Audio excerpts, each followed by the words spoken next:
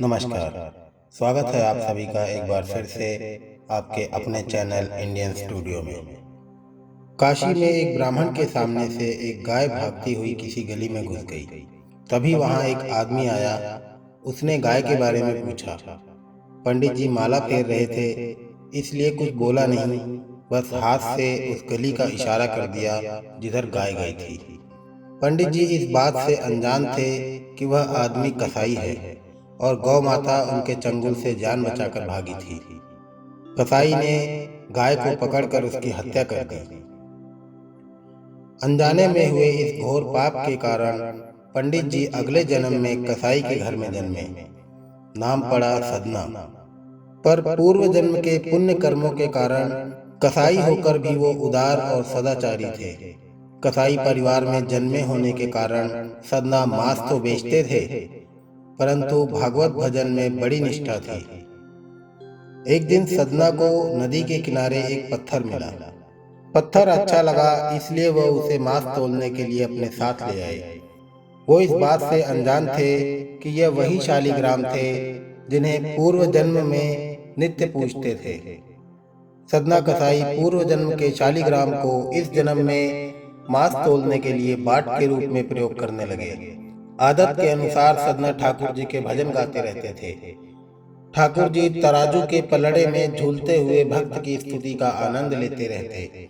बाट का कमाल ऐसा था कि चाहे आधा किलो तोलना हो, 1 किलो तोलना हो या 2 किलो, सारा वजन उससे पक्का हो जाता था।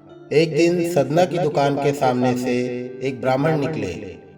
उनकी नजर बाट पर पड़ी तो सदना के पास आए और उन्होंने कहा, अरे मूर्ख, जिसे पत्थर समझकर मांस तोल रहे हो, वे शालिग्राम भगवान हैं। सदना बड़ा ही सरल प्रकृति का भक्त था। ब्राह्मण जी की बात सुनकर उन्हें लगा कि अनजाने में मैं तो बहुत पाप कर रहा हूँ। अनुनय विनय करके उन्होंने शालिग्राम उन ब्राह्मण जी को दे दिया और कहा कि आप तो ब्राह्मण हैं, अतः आप ही इनकी सेवा परिचर्या करके इन्हें प्रसन्न करें। मेरे योग्य कुछ सेवा हो तो मुझे अवश्य बताएं।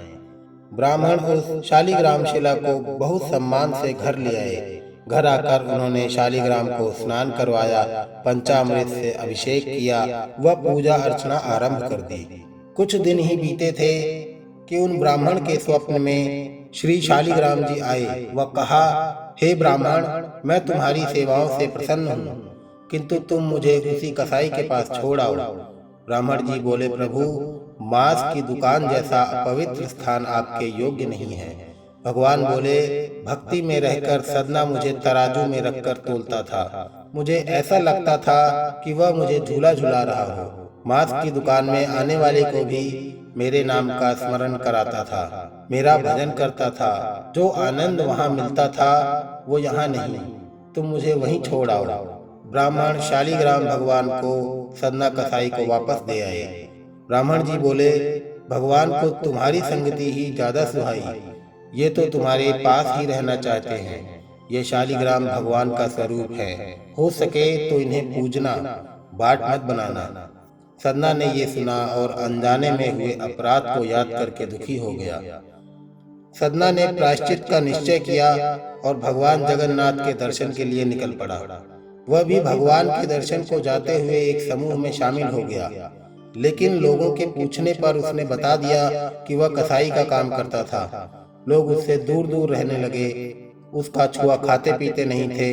दुखी सदना ने उनका साथ छोड़ा और शालिग्राम जी के साथ भजन करता अकेले चलने लगा। सदना को प्यास लगी थी। रास्ते में एक गांव में कुआं दिखा तो वो पानी पीने के लिए ठहर गया। वहां एक सुंदर स्त्री पानी भर रही थी।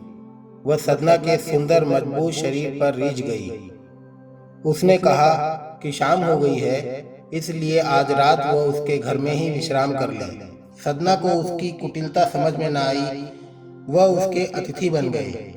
रात में वह स्त्री अपने पति के सो जाने पर सदना के पास पहुंच गई और उसने अपने प्रेम की बात कही। स्त्री की बात सुनकर सदना चौंक गए और उसे पतिव्रता रहने को कहा। स्त्री को लगा कि शायद पति के होने के कारण सदना रुचि नहीं ले रहे। वह चली गई और सोते हुए पति का गला काट लाई।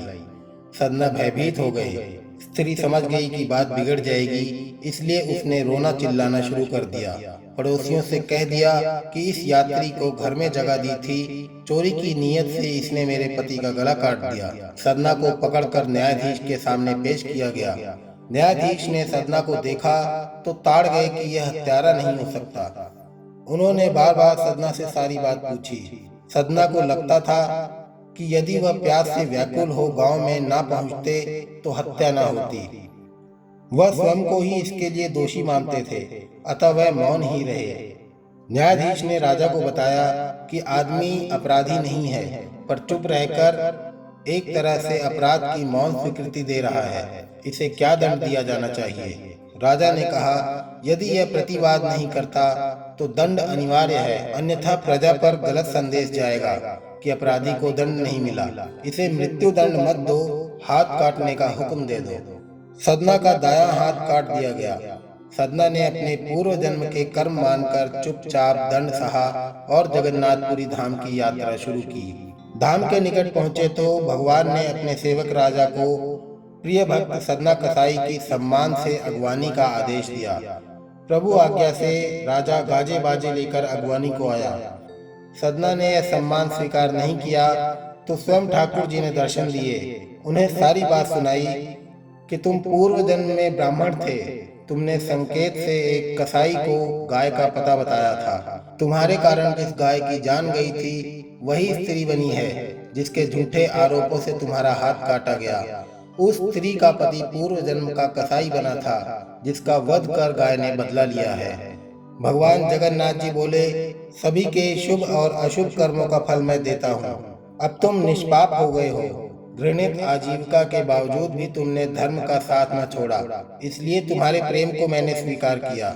मैं तुम्हारे साथ मांस तोलने वाले तराजू में भी प्रसन्न रहा। भगवान के दर्शन से सदना को मोक्ष प्राप्त हुआ। भक्त सदना की कथा हमें ये बताती है कि भक्ति आडंबर से नहीं, भावना से होती है। भगवान के नाम का गुणगान करना ही सबसे बड़ा पुण्य है। तो दोस्तों, आपको हमारी ये कहानी कैसी लगी, आप हमें जरूर बताएं। यदि आप हमारे चैनल पे नए हैं तो इसे सब्सक्राइब करना ना भूलें। धन्यवाद। जय राम जी की।